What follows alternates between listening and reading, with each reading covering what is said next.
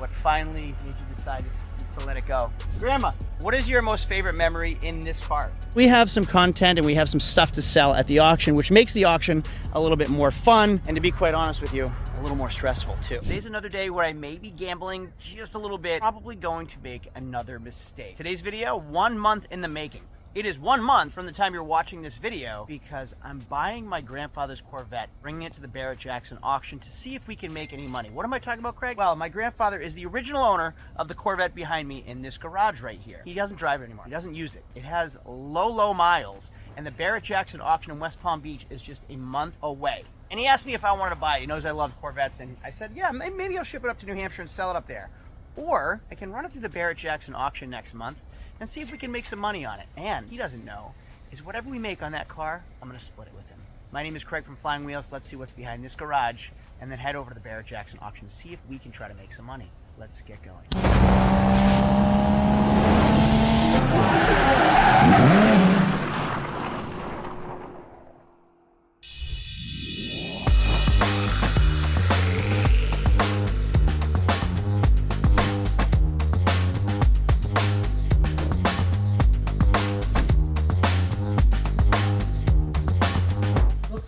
For a 20-year-old car.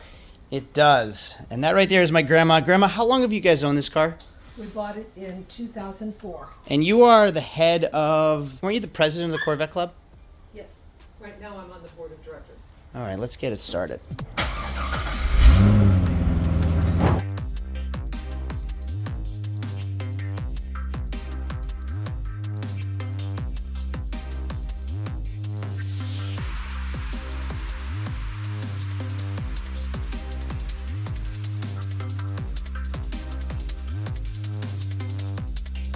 All right, this is Grandpa, and this is Grandpa's Corvette. Grandpa? Yes, Craig.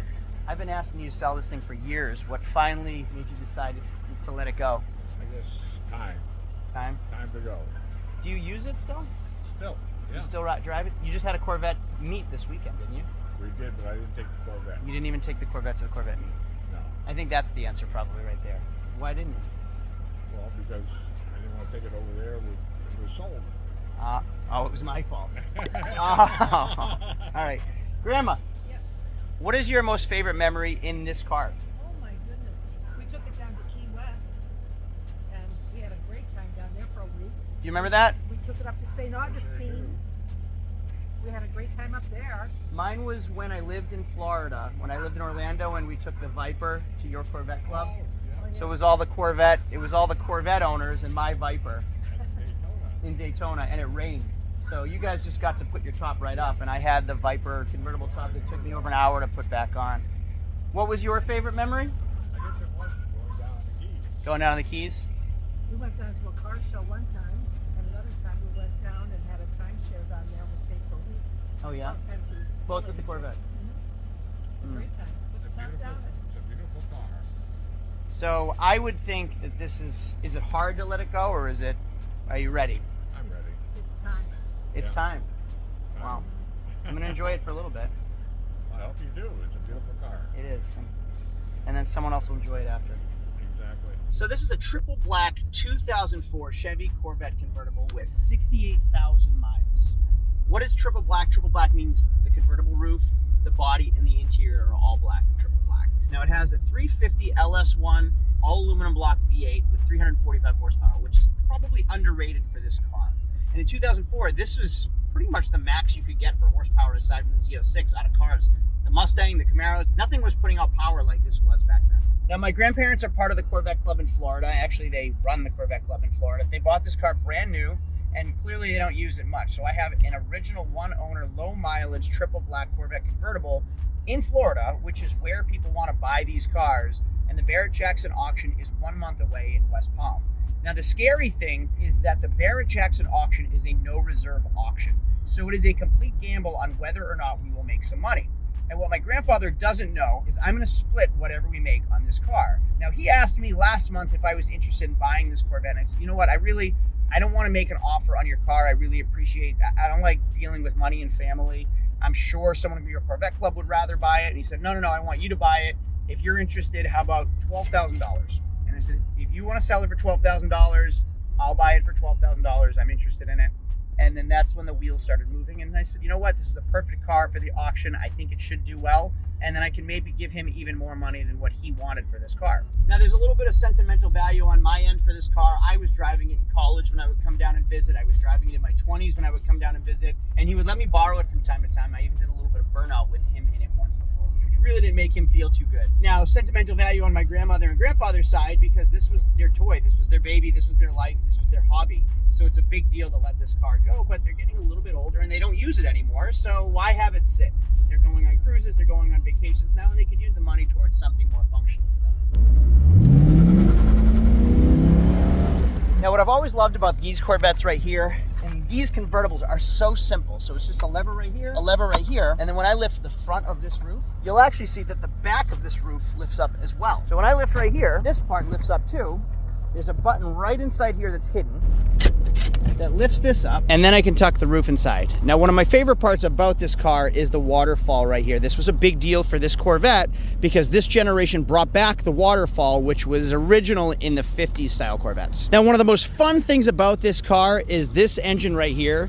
This is a 350 cubic inch, 5.7 liter LS1 V8, putting out what they say is 345 horsepower. Rumors are that's an underrated value though. Now, this engine revolutionized cars, engine swaps. This is the engine that everyone wants to swap into their vehicles. It is a workhorse, it is a power horse. You can produce a ton of power from this engine. It is super light and it is very narrow on both sides. So it fits and swaps into other vehicles very easily. Now, I would never say that this car has been neglected because he babies it. He cares for it. He keeps it in the garage. He treats it really, really well and always has. Now, he had it paint corrected a few years ago. He had it detailed a few years ago, but as you can see, that was a few years ago. There's a few touch-up marks down here. There's some bug spots there. There's some paint cracking here, and we have another bug spot here.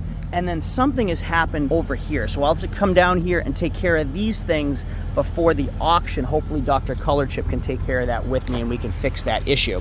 Now, the car has dust and dirt on it just from sitting in the garage. Going down, the wheels have no curbing. The tires are in great shape. The body is straight as an arrow all the way down the side. They're the original owner and it's never been in an accident. Body lines here are perfect. Going to the inside, dash is not cracked, not warped, which is pretty common in sunny Florida for the Corvettes.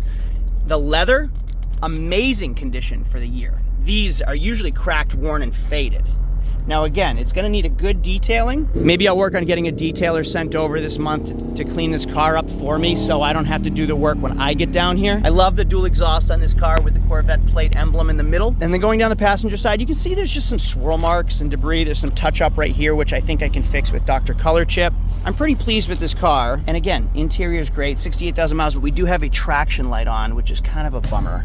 So I don't know that I'm gonna be able to get that fixed in time. This is a great car. I'm really happy that he's ready to let it go. It's a sad day. It's good for them. They can have the money. It's fun for me. It's fun for you. You get to see the videos. I get to make a video. And we have some content and we have some stuff to sell at the auction, which makes the auction a little bit more fun. And to be quite honest with you, a little more stressful too. So here's how it's gonna work. Right now it is March. The auction is 1 month away in April. I'm heading home today, so I flew down to see my family, teaser, maybe shop for some houses. I don't know, possibly the next Flying Wheels. We don't know, we'll find out. And I also wanted to photograph this car in enough time to get it up on the Barrett-Jackson brochures, marketing material, and have them listed on their website. So I get to photograph it, take pictures of the VIN, take pictures of the title, pay my grandparents. They're going on a cruise while the auction happens. So now in a month, I have to figure out how to come up here, get this car, bring it down to Barrett-Jackson in time, have it prepped and cleaned in time, and then try to sell it and make both of us a little bit of money. And again, it is a gamble with the auction because it's a no reserve auction. We don't know what we're gonna do. We don't know what the highest bid's gonna do, but on a 68,000 mile triple black clean Corvette, we should do better than the $12,000 mark. The problem is there's a 10% seller's premium. So whatever I sell it for, deduct 10% of that. Now, Barrett-Jackson's gonna make an automatic $1,200 or 10% or whatever that is, and then we get the remaining balance minus a buyer's fee as well. Taking consideration, I have to fly down there, I have hotel accommodations, I have food, I have prep fees for this car. Like, it's gonna cost me some money to get this thing ready and detailed and down there. If we sell it for 15, which I think is a very fair price for this car, we should do well. If we sell it for 13, it's a loss. If we sell it for 13.5 even, it's a loss for the both of us. Well, for me, I take the loss. So I'm giving my grandfather $12,000. If we lose money, I take the loss. If we make money, I'll split it with him. And that's what we'll find out in the next video. This is just part 1. I'm down in Florida now. Part 2, I have to figure out how to get this thing down to the auction. And if we're gonna sell it, that would be auction day in part 2. So for now, thanks for watching my Corvette video. This is gonna be a fun series because I love those auction videos. My name is Craig from Flying Wheels. Thanks for watching. See you all later. Adios.